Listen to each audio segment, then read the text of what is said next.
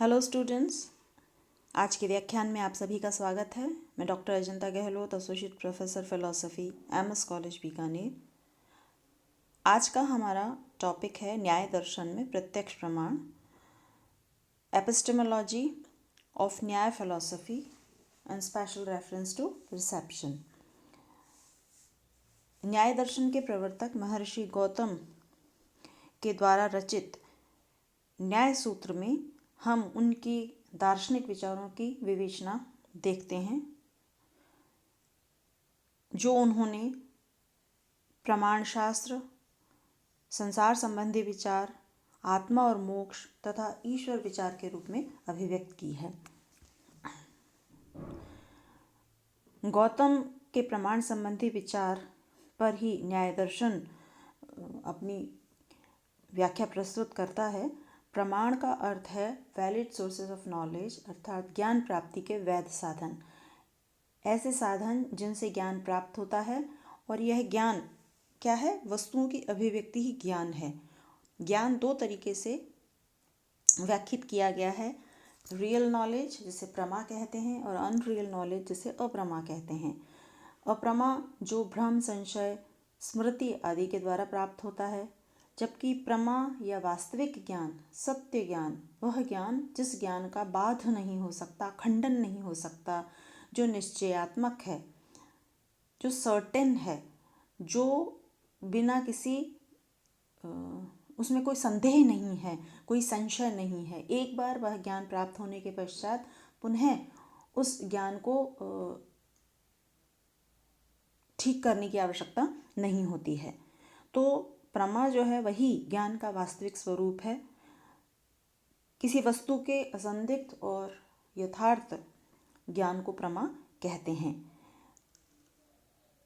भारतीय षड दर्शनों में प्रमाणों की विशद विवेचना की गई है, जिसमें ज्ञान क्या है, ज्ञान प्राप्ति के स्रोत क्या हैं आदि की बात की जाती है। सामान्य तौर पर 6 प्रमाणों की चर्चा की गई है: प्रत्यक्ष, अनुमान, उपमान, शब्द, अर्थापत्ति और अनुपलब्धि। परंतु प्रत्येक दर्शन अपने दार्शनिक स्वरूप, अपने दर्शन के स्वरूप के अनुसार इन प्रमाणों को स्वीकार करता है।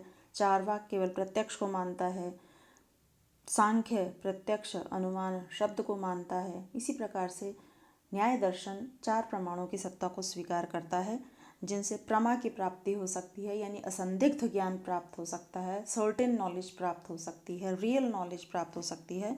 और ये 4 प्रमाण हैं: प्रत्यक्ष, परसेप्शन, अनुमान, इन्फरेंस, उपमान, कंपैरिजन, शब्द, वर्बल अथॉरिटी। आज हम इस व्याख्यान में प्रत्यक्ष प्रमाण की विवेचना करेंगे। प्रत्यक्ष इस शब्द की यदि संधि विच्छेद करते हैं तो प्रति प्लस अक्ष, इन 2 शब्दों से इस प्रत्यक्ष शब्द की उत्पत्ति मानी जाती है। अक्ष अर्थात आँख और प्रति मतलब सामने, अर्थात वह ज्ञान जो हमारी आँख के सामने है वही प्रत्यक्ष ज्ञान है। ऐसा हम प्रत्यक्ष शब्द से साधारणतः अर्थ लेते हैं, यानी जो ज्ञान हमें आँखों से होता है वह ज्ञान प्रत्यक्ष है।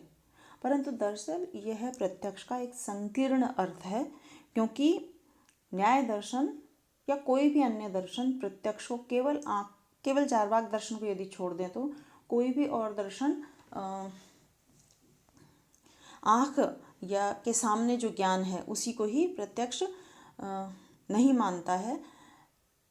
मनुष्य के पास 5 इंद्रियां हैं। इन 5 इंद्रियों से जो प्राप्त ज्ञान है वही वास्तविक रूप में प्रत्यक्ष ज्ञान माना जाता है। तो हम कह सकते हैं कि प्रत्यक्ष का अर्थ सिर्फ देखना ही नहीं है, प्रत्यक्ष का अर्थ सुनना भी है, चखना भी है, सूंघना भी है, स्पर्श भी करना है।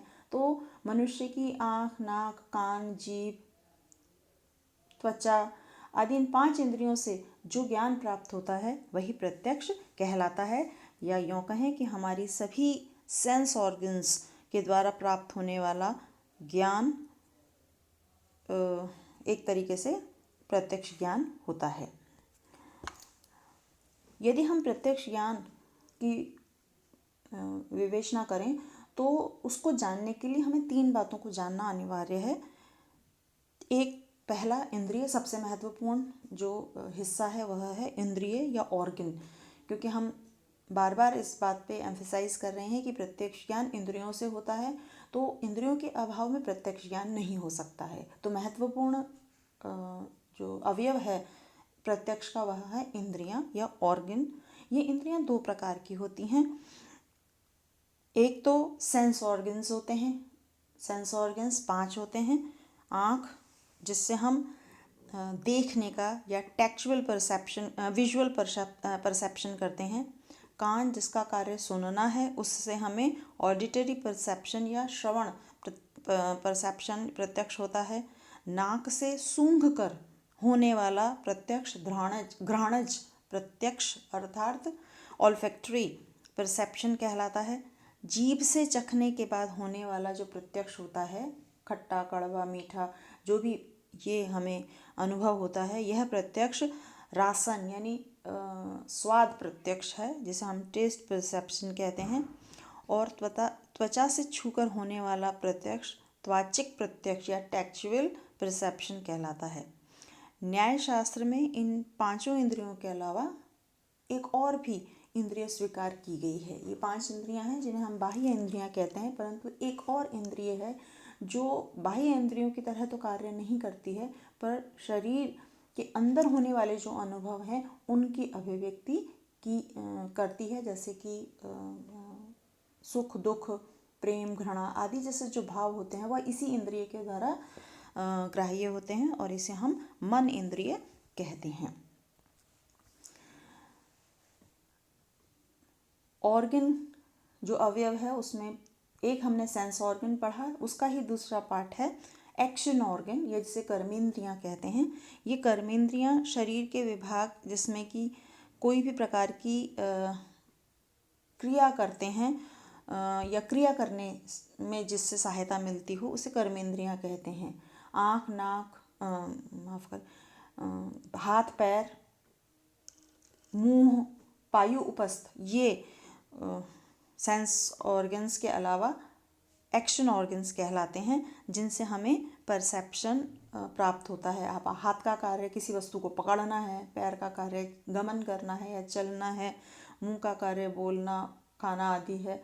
इसी प्रकार से पायु उपस्थ जो है वो हमारे जननांग और एक्सक्रीटरी ऑर्गन्स यानी उत्सर्जन तंत्र का हिस्सा जो होता है वो कहलाते हैं। दूसरा इसमें इम्पॉर्टेंट चीज़ होती है वह होती है सन्निकर्ष, अर्थात इंद्रियों के द्वारा जब किसी वस्तु का किसी के साथ में संपर्क नहीं होगा, यानी वस्तु होना चाहिए, पदार्थ होना चाहिए, और उसमें एक इम्पॉर्टेंट चीज़ होनी चाहिए कि उस वस्तु और इंद्रिय के मध्य कांटेक्ट होना चाहिए। प्रत्यक्ष कब होता है? जब हमारी रिस्पेक्टिव इंद्रिय के संपर्क में उसका विषय आता है। जैसे आँख के सामने पेड़ आया तो हमने कहा यह पेड़ है। कान के सामने हमें बांसुरी की मधुर धुन सुनाई दी तो कान ने कहा यह तो बांसुरी बज रही है। या जीभ पर हमने नीम की पत्ती रखी और सो खाई तो जीभ ने कहा यह कड़वी है, नीम की पत्ती है। तो यानी हर एक इंद्रिय का अपना एक परसेप्शन करने का एक विषय होता है, यानी प्रत्येक इंद्रिय का एक रिस्पेक्टिव विषय होता है। उस विषय को जब इंद्रिय उसके संपर्क में आती है तो ही उसका ज्ञान होता है। तो संपर्क में आना यानी कांटेक्ट में आना, सन्निकर्ष होना। यदि पेड़ आँखों के पीछे है तो आँख उसका परसेप्शन नहीं कर पाएंगी। तो कहने का अर्थ यही हुआ कि वस्तु है, इंद्रियां हैं, और उन दोनों के बीच में जब सन्निकर्ष होगा तो ही प्रत्यक्ष हो सकता है, अन्यथा नहीं। प्रत्यक्ष के भेद लौकिक और अलौकिक, ordinary perception and extra ordinary perception. Ordinary perception या लौकिक प्रत्यक्ष में जब इंद्रियों के साथ वस्तु या पदार्थ का संपर्क होता है, जैसा हम अब तक पढ़ते चले आ रहे हैं, आँख के सामने पेड़ आया तो पेड़ का ज्ञान हो गया।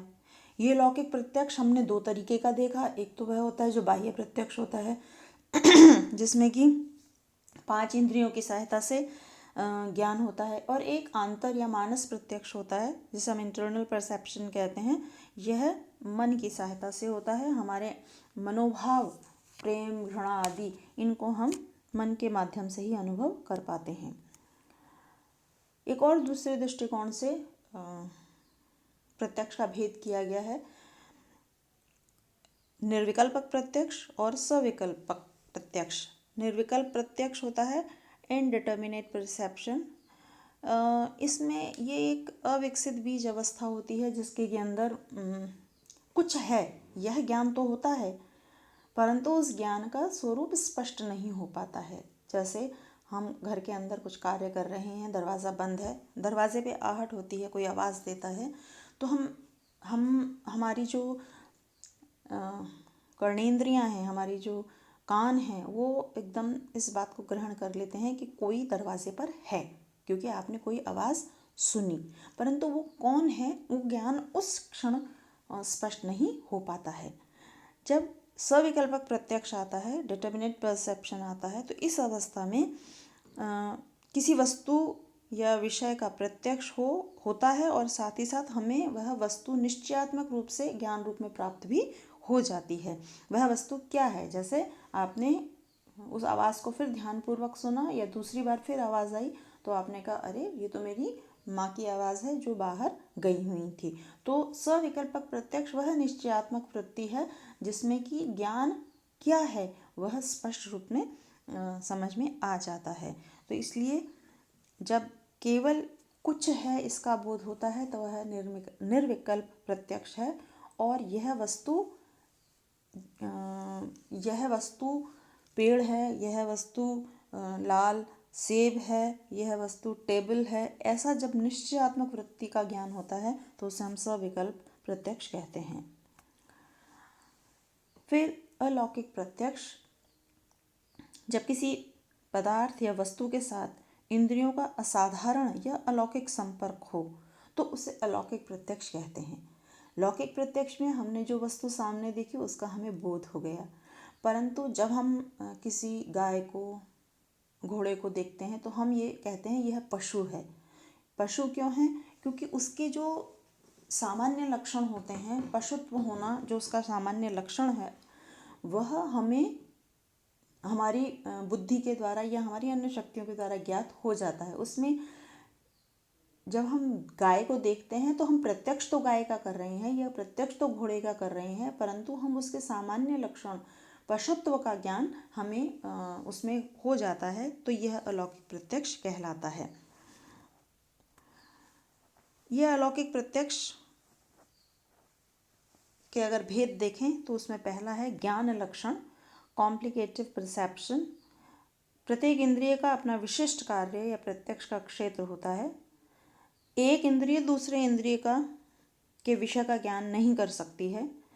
जैसे कान का विषय सुनना है तो नेत्र इंद्रिय जो है वह उस विषय को नहीं जान सकती है, परंतु वह स्थिति कि जब एक इंद्रिय दूसरी इंद्रिय के विषय का प्रत्यक्ष कर पाए तो वह ज्ञान लक्षण कहलाएगा। जैसे हम जब बर्फ़ को देखते हैं तो हम उसको बिना हाथ लगाए आँखों से देख के भी कह देते हैं यह बर्फ़ ठंडी है। यह ज्ञान लक्षण कहलाता है और इसमें एक इंद्रिय का कार्य उसके रिस्पेक्टिव इंद्रिय के बजाय अन्य इंद्रिय के द्वारा किया जा रहा है। योगज या इंट्यूटिव परसेप्शन, इस अलौकिक प्रत्यक्ष में भूत और भविष्य, गूढ़ तथा सूक्ष्म, निकट की और दूर की, एकदम निकट की सभी प्रकार की वस्तुओं का साक्षात अनुभव होता है। ऐसी अनुभूति केवल उन व्यक्तियों को ही हो सकती है जिन्होंने अपने योग अभ्यास के द्वारा अलौकिक शक्तियाँ प्राप्त कर ली हैं। आप देखेंगे कि बहुत सारी ऐसी स्थितियाँ होती हैं जिसमें मनुष्य ज्ञान प्राप्त नहीं कर पाता है। हम कहते हैं मनुष्य की आँख 6/6 होती है, यानी वह 6/6 के अनुसार दूर, उस दृष्टि के अनुकूल उतना दूर और उतना पास का देख सकता है। और वह चाहे तो कुछ यंत्रों की सहायता से और सूक्ष्म तत्वों का या और नज़दीक और दूर को जान सकता है, परंतु उसकी भी एक सीमा होती है। तो जो बहुत दूर है, जो उसके इंद्रियों की पहुंच के बहुत बाहर है, या जो बहुत सूक्ष्म है, जो जिनको हम अपने आँखों से नहीं देख सकते हैं, ऐसे सभी तत्वों को देखने की, जानने की उसके अंदर क्षमता योग की शक्ति के कारण पैदा हो जाती है। और ऐसे व्यक्ति को जिसके अंदर योग की शक्ति हो उसे युक्त कहते हैं। और जिन लोगों ने योग की साधना का पथ तो चुन लिया है, परंतु वो अभी तक योग साधना की उच्च तप तक नहीं पहुँचे हैं, मार्ग में ही कहीं हैं, आंशिक सिद्धि ही जिन्हें प्राप्त हुई है, ऐसे व्यक्ति को युंजान कहते हैं।